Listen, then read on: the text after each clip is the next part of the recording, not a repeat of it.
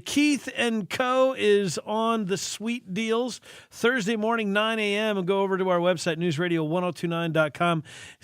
Keith and Co. gets you $25, gets you 50 there. Locally owned, operated, of course. Everything made in-house, fresh. They've got farmhouse burgers, half-pound patties with bacon and fried egg. Of course, is egg on a burger is, believe it or not, I was surprised. The first time I ever had it, it's pretty darn good.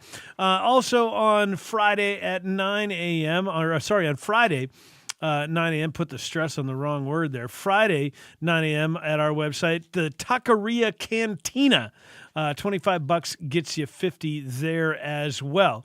Location of that one, Highway 107 out in Sherwood. So make sure, as these always go very, very quickly, they never seem to last long. Make sure you are logged in first thing right away on Friday morning and ready to purchase your sweet deals. It's just newsradio1029.com and click on the sweet deals link. As we kick things off today, there's more to get to, more to talk about. I got an email last night. Well, I didn't. An email came to the station, to the contact link on our website, complaining that I was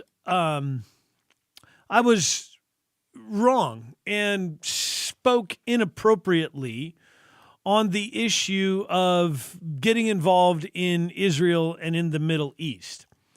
And I want to start with that. I want to get. I've got a lot of questions with this.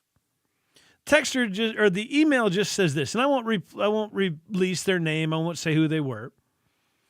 But the emailer said Schmidt needs to go, saying we should not expend any and all resources, human or otherwise, to rescue Americans in trouble is beyond the pale. Our military knows the proper answer to such situations. Leave no one behind.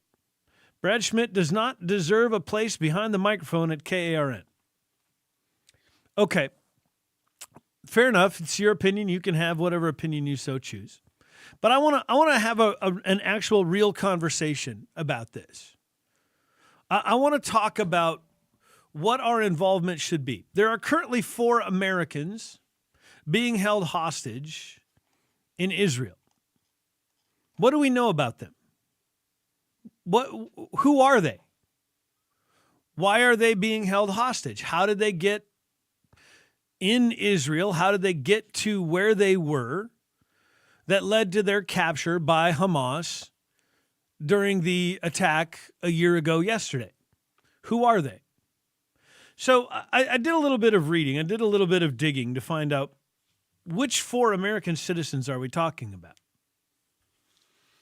The 4 Americans we're talking about, one gentleman named Eden Alexander, E-D-A-N, Alexander, this is his last name.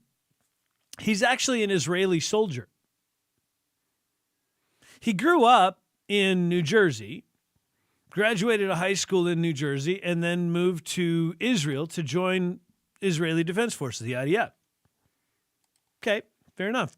He's an Israeli soldier, and he is being held captive by Hamas, who attacked the Israeli citizens and the Israeli people. So is Eden Alexander, as a kid who graduated in American high school, our responsibility here in the United States, or is Eden Alexander, as a member of the Israeli military, the responsibility of the Israeli government, the Israeli people, the Israeli military? I think that's a fair question to ask. Whose responsibility is Eden Alexander? An American citizen who left the United States, moved to Israel to join, I'm assuming maybe due to dual citizenship, or I'm not sure how all that works. I know that basically there are processes that if you have Jewish heritage, you can be Israeli, whatever. I don't know how that works. But he is an American citizen, and he is serving currently as a member of the Israeli Defense Forces. So whose responsibility is he? The second person is Omar Neutra, or Neutra, Neutra. That's how it's spelled. He is also an Israeli soldier. He grew up in New York, in Long Island, as I understand it, reading the articles about him. He also, after graduating high school, left the United States, moved to Israel, and joined the Israeli Defense Forces, the IDF. So again, same question. He is an American citizen, but he left the United States to join the Israeli Defense Forces. So is he our responsibility, or is he the responsibility of the Israeli military and the Israeli government?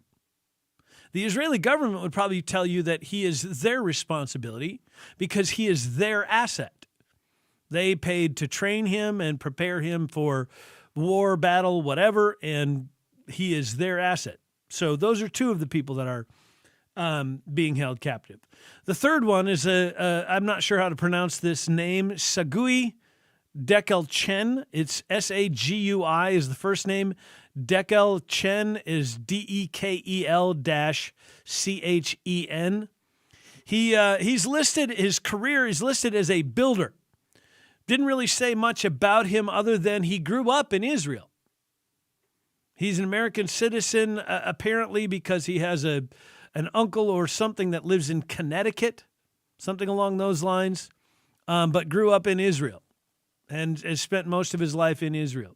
And his connection to the United States is that he would regularly come to Connecticut and visit his uncle and go to Boston Red Sox games. So grew up in Israel, even though he's an American citizen, whose responsibility is Sagui Dekel Chen. Then the fourth person is a man named Keith Siegel. Keith Siegel is married to his wife, Aviva. She was actually also held hostage. She was released during the first temporary ceasefire. He is an occupational therapist, 62 years old, and has lived in Israel for the last 40 years. He left the United States 40 years ago, met his wife apparently and married her, and has been living in Israel for the last 40 years. So an individual who has spent 2/3 of his life in Israel, 1/3 of it here in the United States, whose responsibility is he? The Israeli government or the United States government? The people of Israel or the American taxpayers? So of those four people, I simply ask you this question. How many American lives, how many American soldiers are you willing to send to their potential deaths in the Middle East, fighting a war on terror that we have been fighting, not just we, the United States, but we as a globe for the last 1,400 years? How many American soldiers are you willing to send to their potential death to rescue these four American citizens? And bring them back where? Bring Keith Siegel back to the United States? If we rescue him, do we get to force him to be an American again? Do we get to force him to abandon Israel and move back to the United States? Sagui Dekel Chen, do we force him to live with his uncle permanently in Connecticut because we Americans rescued him? Omar and Eden, who are Israeli soldiers, do we get to then, since we rescued them as American citizens, do we get to bring them into and make them Marines or airmen or soldiers in the Army? I mean, what do we do with them? How many American lives, how many American soldiers are you willing to put in harm's way and send to their potential death so we can say that we, blessed Israel? And God now has to give us a more successful, so we can go buy a boat? What do we do with this? I'm asking the question. I genuinely want to hear somebody's argument.